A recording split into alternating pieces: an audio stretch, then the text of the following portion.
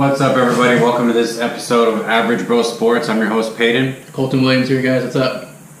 So this week here, of course, our Christmas edition as we head into Christmas Eve and Christmas games in the NFL. Got some college football bowl games this weekend. We're going to go ahead and get started here. Lineups are coming around the corner. Deadlines are settling if you're going to be setting your lineups for any DraftKings or any DFS games. As you guys, if you've been following, me and my brother have been going head-to-head in our DraftKings matchups and following. If you've been following on Twitter, right now we are 2-2 apiece. We just wanted to kind of share with you what worked for us in those lineups from last week, and what some of our biggest busts were. You can go ahead and start, and I'll go ahead and start by saying as well. I won this last week, so it's 2-2. What do you think attributed to that loss? Two of my players not contributing worth a damn is what it can equal up to. I had some good. I had a good lineup going against the Peyton last week. My biggest point outburst was by Elliott. Got me 30.8 points. It's not really surprising from Elliott though, but he was my highest person. I had my lineup last week. My biggest bust went to Antonio Gates. I'm sorry, I actually went to the Vikings defense. That got me -1 point, but besides an actual position player, it was Antonio Gates who got me a grand total of 2.1 points. He had 1 catch for 11 yards. I mean, definitely expecting more from Antonio Gates, but I mean, you win some, you lose some. I only lost to Peyton by 6 points. It was another close head-to-head matchup between me and Peyton here. We had 2-2. Our past 4 weeks have been doing this. We've now equaled up our record at 2-2, so this will be our rubber match. We still have 2 more weeks to go, so we'll see how this week plays out. I think some of my, we got a couple more games to see how it plays out, and the loser is going to get kicked in the nuts. You agree? No, the losers were the other person's jersey. No, we'll kick you in the nuts in that other person's jersey. All right. My biggest bust for me this week, one of them had to have been Devontae Adams. I really thought he was going to have a bigger game just with the amount of projections that he had. Looking through the rest of my lineup, I think overall a lot of defenses didn't really fare real well. My defense, I had the Ravens defense going up against Philly, which, I mean, that game could have gone either way, but now Philadelphia is eliminated from the playoffs. The Ravens got me 3 points on defense. Not much you can do about it. Let's go ahead and kind of dive into our lineups for this week here and who we've got in our head-to-head. And you guys, we posted these on Twitter at AvgBroSports. Go ahead and just run down your lineup.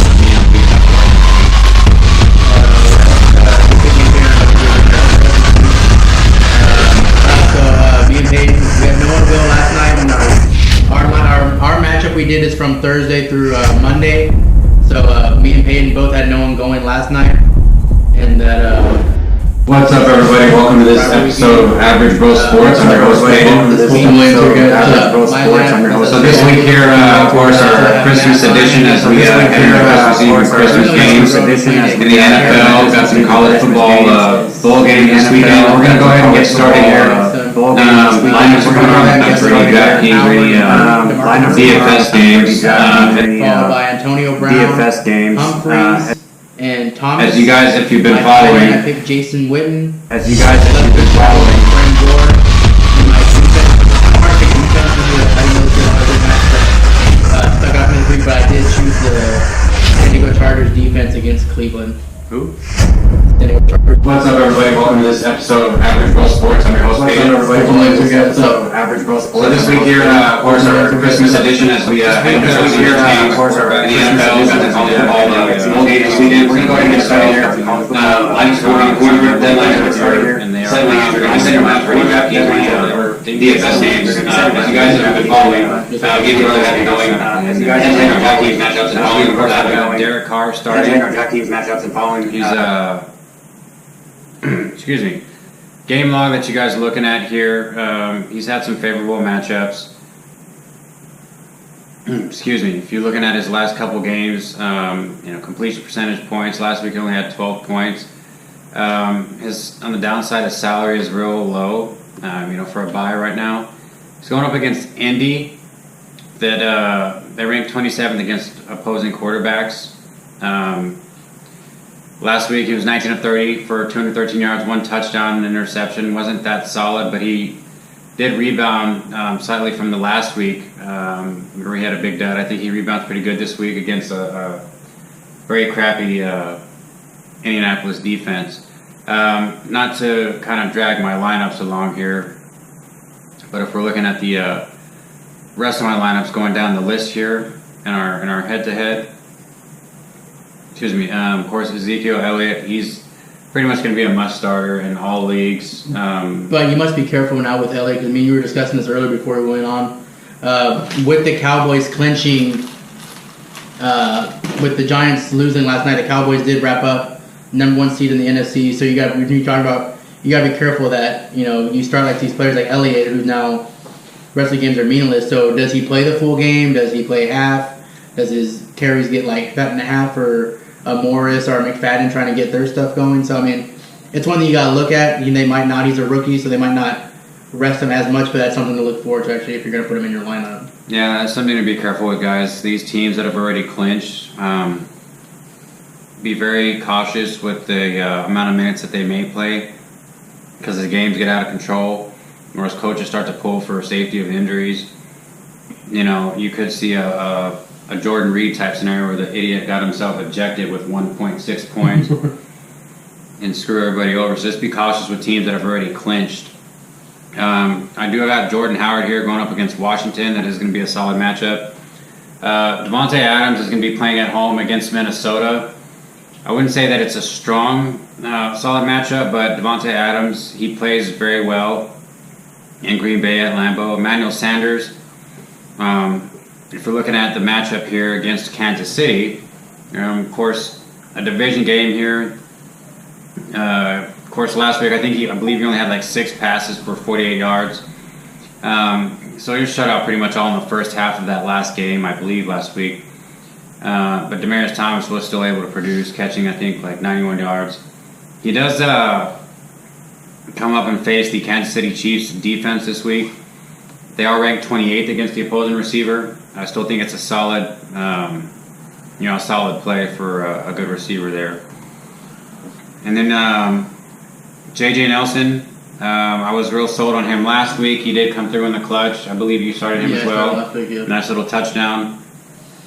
Hunter Henry's been getting more of the targets in San Diego. They're going against a just overall crap defense in Cleveland. And being that he's getting more of the targets and looks from Phillip Rivers, safe play for me there. I do got Des Bryant as my flex. One of the reasons I want to keep my flex, of course, as a receiver that's going to get good points per reception. Also, I want my flex to be in a game that's probably the latest starting slate, so that way if I need to, if I'm in a bind, I can change them up to somebody I think maybe a little bit more risky but may get a little bit more points and not be shut down. Like, say a Cole Beasley or Terrence Williams that may get a lot more looks if Des Bryant gets pulled out of the game. In my defense this week, I'm going with the Bengals. I haven't started the Bengals all season. They are going against Houston. One of my plays here that I'm hoping at, that I'm looking for here is going to be that the announcement of Tom Savage, being that they pulled Brock Osweiler this week. I'm hoping for some good things to come from that, creating a lot of turnovers. We'll see where that one goes. Yeah, I mean, definitely some interesting stuff to look out for. There's some, I'm not gonna lie, just for me though, for some reason, I don't know why, this week was probably the hardest for me to put together a lineup. I don't know, for some reason, there's not really any matchups that minus like your all-star players, like your Elliott's and your, Johnson, Bell.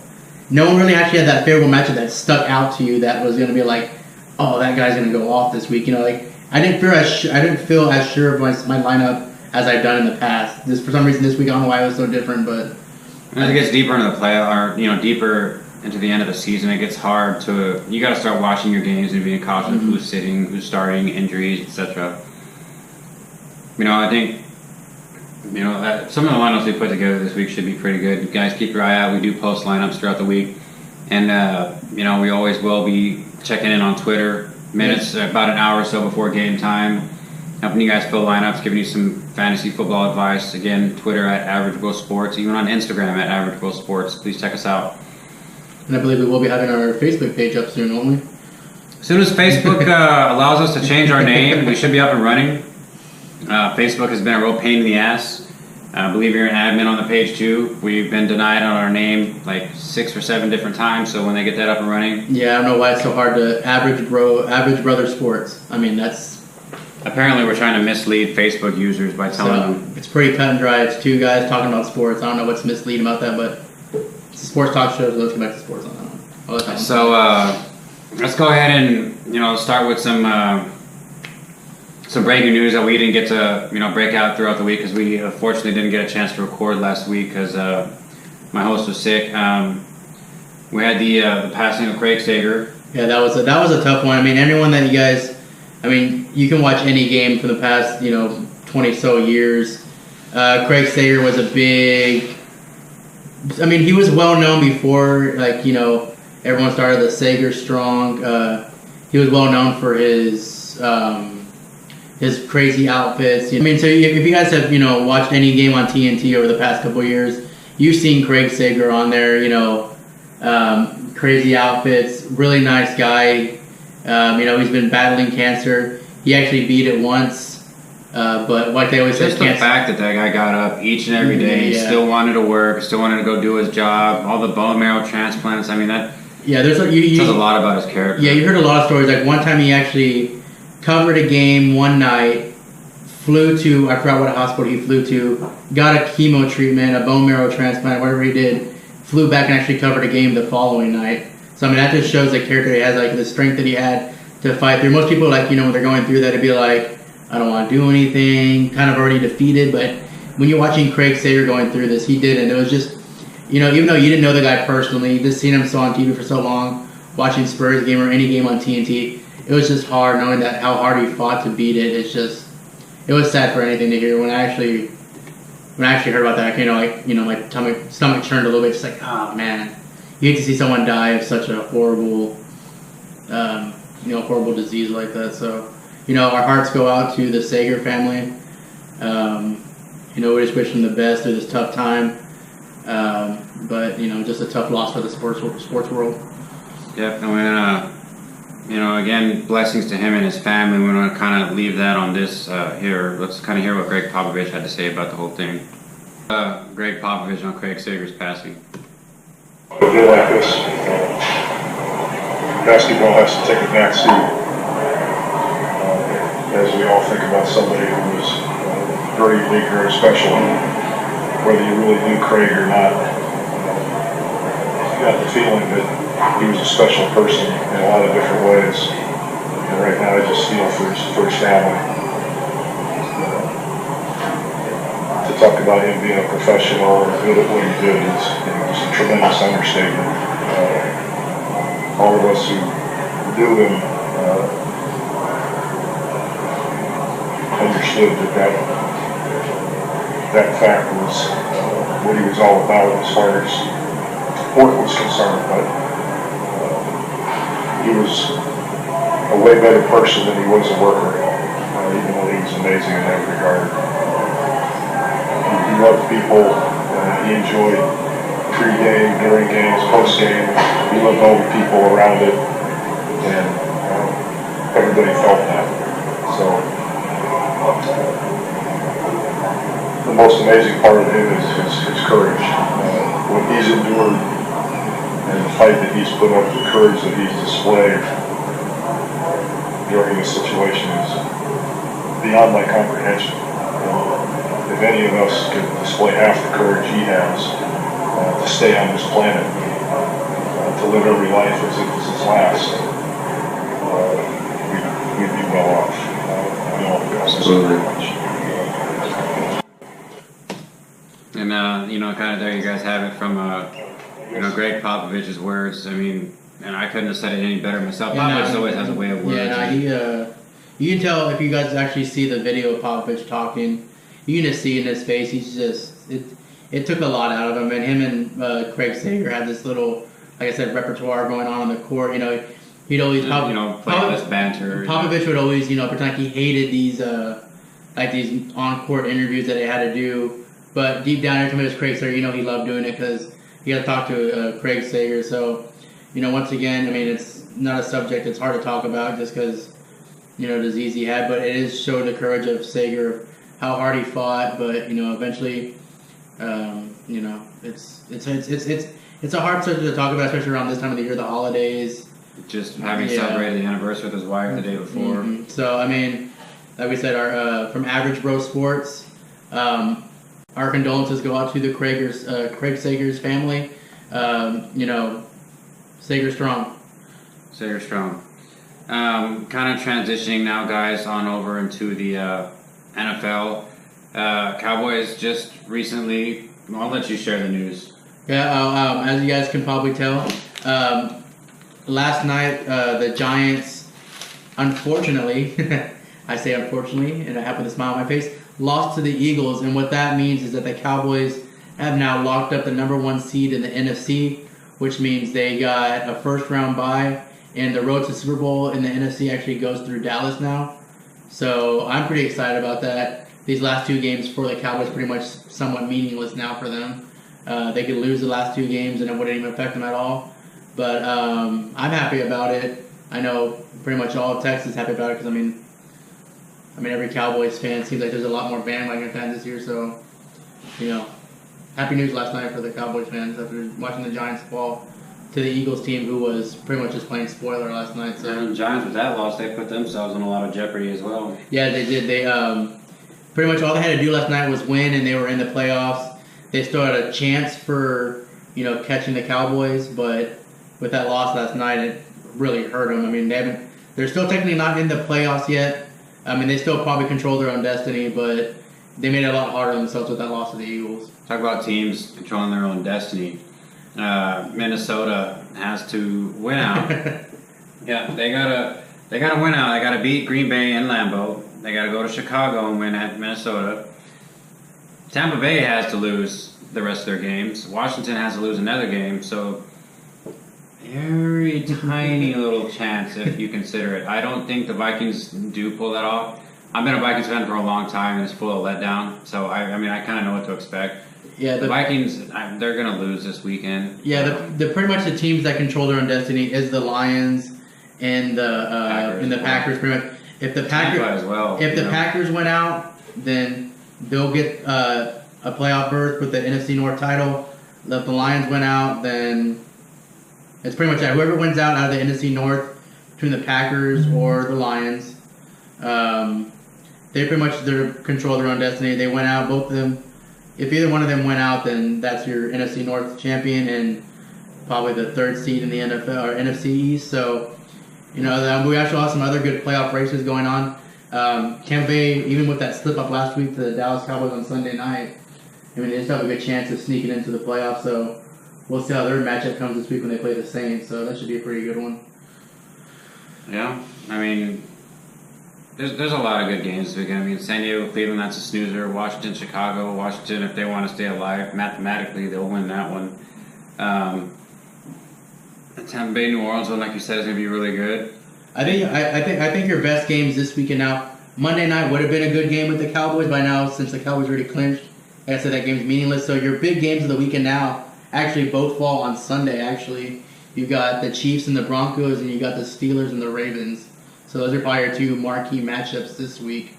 Both fall on Sunday still. And you guys I'm pretty sure you guys have noticed, anyone that follows our podcast pretty much follows sports probably like every day. So you guys already know that majority of the games this week are actually on Saturday. So don't forget to set those lineups. Yeah, don't forget.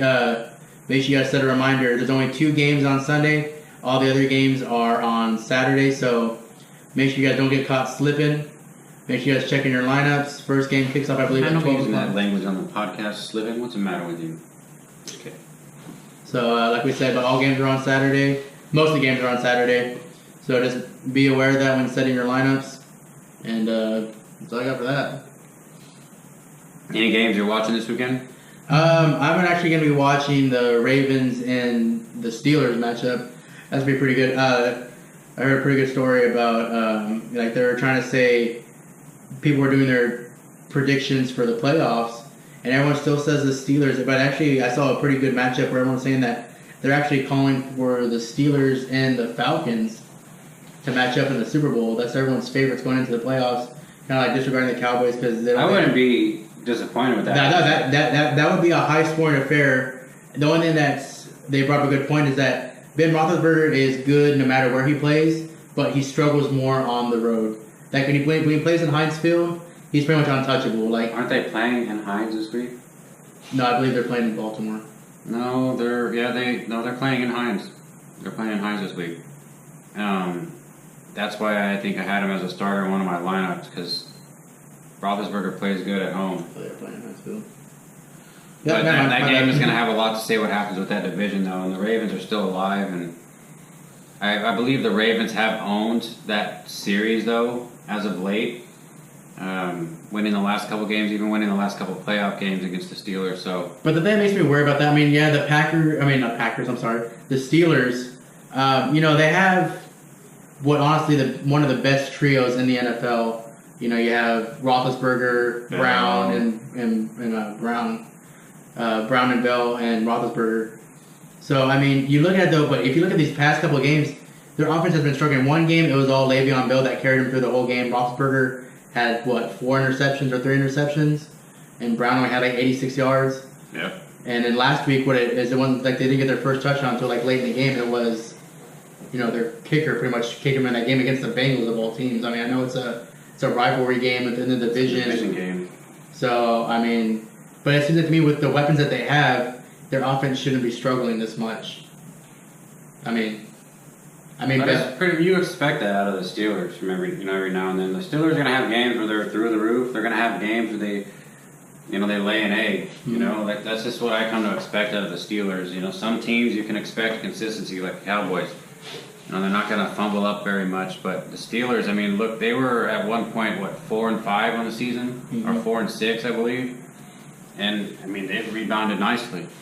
You look at the Eagles and the Vikings, which started out 8-0 combined, and now between them they've gone 4-15 or 4-18 or something like that, and teams just don't have consistency, unfortunately. My Vikings, they don't. Yeah. So speaking of, one subject I want to talk about you on real quick. I want to get your opinion on. We're going into Week 16, 2 games left. We had all the predictions of going into the season, knowing that the Cowboys were going to do good with a rookie quarterback. But out of what you've seen through the first 15 weeks of the NFL season, what has been your biggest surprise so far in the season so far? Out of AFC, NFC, has it been the upcoming of 2 rookies in Dallas? Has it been, kind of like the Packers starting a slow start coming back? What was your biggest surprise so far in the season? I gotta say I'm surprised by, of course, 2 rookies being able to hold their composure like that. It's not odd to see a rookie running back have success in the NFL. Yeah, sure. But a rookie quarterback to have the composure that he's had, and you can't attribute all of that just to an offensive line. I mean, I think he's only had 2, maybe 3 interceptions this season. 4 interceptions. 4 interceptions. And two of them have come against the Giants this past couple games. So yeah, he's composed himself well. There's been some weak spots in the offensive line, but only against elite defenses. I think the Cowboys can go deep in the playoffs. They may be able to break the trend of losing playoff games with Tony Romo. They got to be my biggest surprise. And I mean, not only that, both Dak Prescott and Ezekiel Elliott both get elected to the Pro Bowl. How many times can you say that that's happened before? Yeah, it's the first time. It's the first time in the modern era that both a starting rookie running back and quarterback have started from the same team in the Pro Bowl. So definitely big kudos to them. I'm gonna take the other side of this. I'm a Cowboys fan, so I am surprised what they've done. I mean, I can't say that. I don't think anyone knew going into the season with Romo being out that they'd have this good of success with Dak Prescott. I kind of knew, like you said, Elliott was going to be good. I didn't say this good, but I knew he's going to be roughly around, over 1,000-yard rusher. No one saw an MVP-type caliber season from him. But I'm going to go on the other conference. My biggest surprise this year is the Oakland Raiders, actually. Derek Carr. They've kind of put the thing together the same way the Cowboys have. They have a good offensive line. Their running back, Latavius Murray, is good. They have, Crabtree. They have Crabtree. They have Cooper. You have a young quarterback in Derek Carr, like Peyton mentioned. Hell of a lot better than his brother. Oh yeah. David Carr was non-existent for the Texans. You have a good offensive line, and you have a defense which unlike the Cowboys, everyone kind of thought they're going to struggle, but they've actually. I mean, Khalil Mack. I mean, that guy's just like an unstoppable beast sometimes when they come in. I mean, so I love what the Cowboys have done. I am surprised, but my biggest surprise has got to be the Raiders. I mean, breaking that long playoff drought. Right now, actually, still fighting for the #1 seed in the AFC. So I mean, we'll see how the rest of their season plays out. But definitely a big surprise there in Oakland. So. I mean, yeah, it's definitely. I'd probably have to agree with you. I mean, not only is it a surprise as far as them being rookies and both making it, but the Raiders have impressed a lot of people this year. I mean, who would have thought that where they would be in this season? Yeah. Okay, so now we talk about our biggest surprises. What's been your biggest disappointment so far? You think you've seen this year? Okay, not speaking. Okay, I'm talking about the Vikings because injuries has kind of derailed their season. Their offensive line got depleted by injuries. They had, Peterson go down with an injury. He's back, but not his normal. And you have Bradford. So I mean, away from the Vikings, what has been your biggest? Your biggest disappointment from a team you've seen that's supposed to be good. I mean, I have disappointments all the time in the NFL, but I have to say. I think mine would have to be the biggest one. If that'd be just for where they were last year, the Panthers. I mean, that team was in the Super Bowl last year. Yeah, there's a thing called a Super Bowl hangover. They didn't win, but I mean, to not even be putting.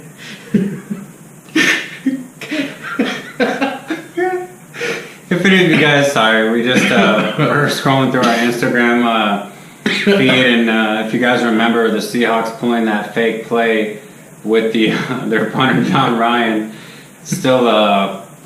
There's a meme out there right now with Kermit de-stuffed, and it says Seahawks punter John Ryan still laying on the field it's got his stuffing laying all over the place. I think that's hilarious, but I'm sorry, I didn't mean to break up your No, it's fine. That was pretty funny. But no, I mean, just the biggest disappointment for me, both Super Bowl teams from last year.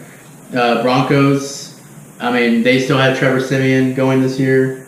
I'm sorry. Cordell Patterson, when they skid off the runway, sat on his cake on the airplane.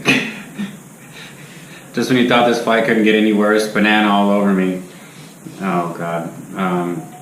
And speaking of that, the Vikings plane skid off the runway hanging in Wisconsin. You know what else slid off the railroad? Their season. No, it did. That's and again, I mean, that's going to be my biggest disappointment. Speaking of that as well, did you see... Yeah, Elliott bought the entire team, those John Deeres. I mean, that's not the first time you've seen this. I mean, Peterson when he had that. They do it all the time. Yeah, Peterson when it was broke Eric Dickerson's season yard rushing record, he actually brought all his offensive linemen like 60-inch TVs. So I mean, it's not the first time you've seen running backs, splurge on their offensive linemen. I mean, if it wasn't for them, then they wouldn't be that good. So I mean, it's definitely cool to see that. It's a good story. And speaking of Elliott, how do you feel about his nice little Salvation Army? Jump in the kettle there last week against the Buccaneers. That actually made the Salvation Army a lot of money. Yeah, it did. That's the only reason the NFL did not fine him, I believe, because there's no way the NFL comes out on top of that if they fine him for jumping in that, for drawing attention to that. I mean, yeah, they gave the 15-yard flag. They had a follow procedure on that. But I mean, if you fine them for jumping and bringing like awareness to a charity, how are you going to fine them for that? Oh, you can't do that. You can't bring awareness to Salvation Army. So. That was a nice cool little moment. Ezekiel Elliott did. Right now I think everything. What do you think about what Odell Beckham had to say about it being a double standard? Well, it's not like. They're not. Yeah, he used the prop. Technically, by the rule, he should have been fined by the NFL. But it's not like he did anything bad. He jumped into a Salvation Army bucket. It's not like he's, twerking or, jumping into the stands and. Do those other stuff. He did a quick little thing. He thought it'd be cool. He thought Elliott said he just did it because he saw the bucket there, and he thought that he would draw attention to a charity that's big for the Cowboys. So it's all. David Beckham. What's the guy not complaining about? So And that guy's always Did I say David Beckham? I meant Odell Beckham. I'm sorry. I was saying soccer there for a second. Yeah, Odell Beckham's always crying about something. I wanted to kind of bring up something to your point here, something that I saw on on ESPN the other day. David Johnson, should he be considered a stronger candidate than Ezekiel Elliott for an MVP because of the season? Elliott being a product of his offensive line, David Johnson having a little bit more. I think he's got more yards, not more yards, but he's got. Let's just break down the debate right now. So Elliott has run the ball 263 times for 1,285 yards, 12 touchdowns, while Johnson has run the ball 228 times for 1,005 yards, 11 touchdowns. Elliott has run for 280 more yards while averaging nearly half a yard per carry more. Johnson's been solid, but Dallas's rookie has been, more productive and efficient as far as running backs go. Johnson's receiving numbers, though. Sorry about that.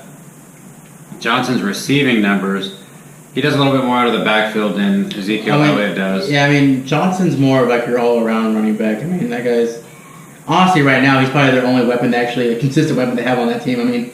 Fitzgerald is still good. I'm not trying to say he's not good, but he's getting up there in age, so he's not as big play receiver as what he used to be when he was younger.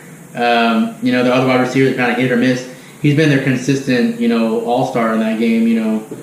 Either if it isn't running for a 65-yard touchdown, it's catching a 65-yard touchdown. So stats-wise, he does he's having a better overall season than Elliott. But who else do the Cardinals have? Elliott's fumbled 4 times, David Johnson 3 times. David Johnson has got almost 100 more yards from scrimmage than Elliott does, and also total touchdowns combined. If it came down to it, and I'm making my MVP vote, get it right. If the Cardinals were in running for any type of playoff contention, my vote would be going to David Johnson, but they're not. Well, I think another reason to it brings you give it MVP the candidate that gives your team the best chance to win. Yeah, usually if your team's not in the running for a deep run in the playoffs, or even just a playoff appearance at all, usually it's kind of hard to see him as the MVP. It wouldn't be the first time we've seen it, and definitely won't be the last if it happened. But I think a reason that Elliott's drawing so much attention is because he's a first-round pick. He's a rookie. I hate to say that, I'm a Cowboys fan. I love the guy. I love what he's done for the Cowboys. But face it, he's a rookie. He's an attention grabber. All eyes are on the Cowboys, the rookies. Let's see what, Elliott does this week. Let's see what kind of game he has this week. If Johnson was a rookie and he was having this kind of season, he would definitely probably get more looks than what Elliott's getting right now. So I think it's just the fact that the Cowboys are having a better season, like you said, than the Cardinals, and he's a rookie. So I think that's what the 2 factors are. The stats aren't going to lie. But if you're going off stats, or the deep runs in the playoffs, Elliott, Johnson, it's a toss-up. Stats definitely favor more David Johnson, but you got to give it up to Ezekiel Elliott making the Pro Bowl.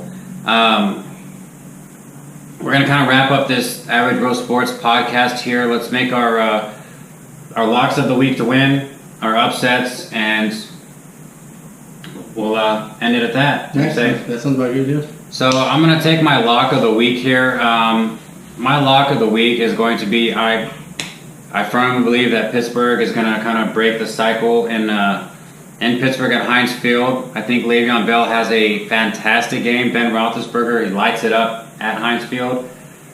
He's going to definitely be my lock of the week. My upset special of the week, I like Carolina to play spoiler to Atlanta. They played spoiler on Monday night against Tampa Bay. Well, I'm sorry, not Tampa Bay, but Washington. And, I think Carolina, being that it's no longer a game that really counts for Carolina, Atlanta's safe, but I think they can kind of throw in a monkey wrench there. Atlanta takes their foot off the throttle, and Carolina puts the foot to the throat. So, that's my lock and upset for the week. What about you? My one is my lock for the week. I'm actually going to go a little bit on a limb here. Even though they're playing on the road, with Matt Moore, he showed what he could do in Tannehill's absence. Oh man, if you started him, yeah. Geez. So he had that 4 touchdown performance last week. But my lock for the week is actually going to be the Dolphins on the road, beating the Bills, keeping their playoff hopes alive. So that's my lock for the week, the Dolphins over the Bills. My upset of the week, yours was a pretty good one. The Panthers over the Falcons was a pretty good one. But I'm actually going to go with the Saints upsetting the Buccaneers, kind of like ending their playoff little run there. I mean, they're playing in New Orleans. I need that to happen. They're playing in New Orleans,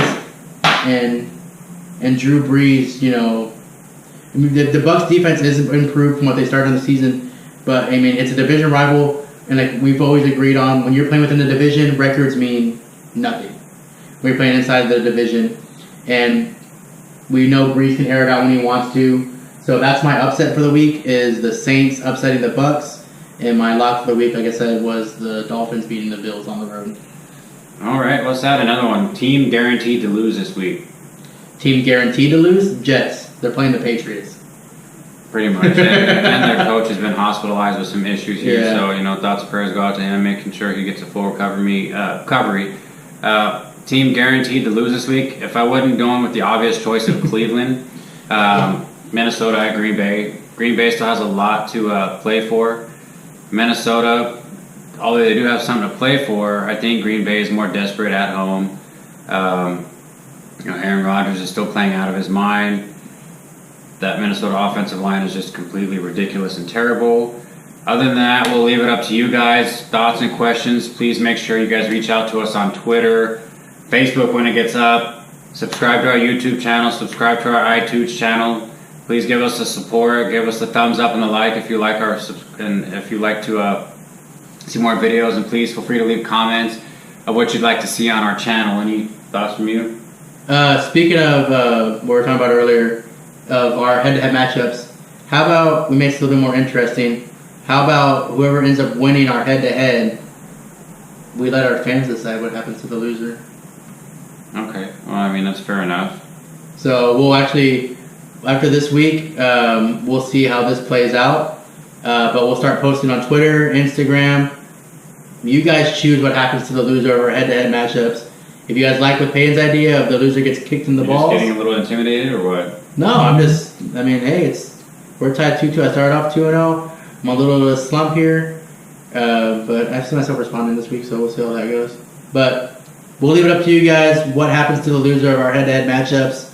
If you guys want to see a kick in the nuts, we'll get a kick in the nuts. If you want to see, someone get a pie to the face, whatever it may be, it's up to you guys. Slap in the face, whatever it may be. Hey, it's up to them. They can choose. All right, guys, that's everything for the Average Bro Sports podcast. I'm Peyton. I'm Colton, guys. And Merry Christmas. Merry Christmas, and we'll see you guys next week.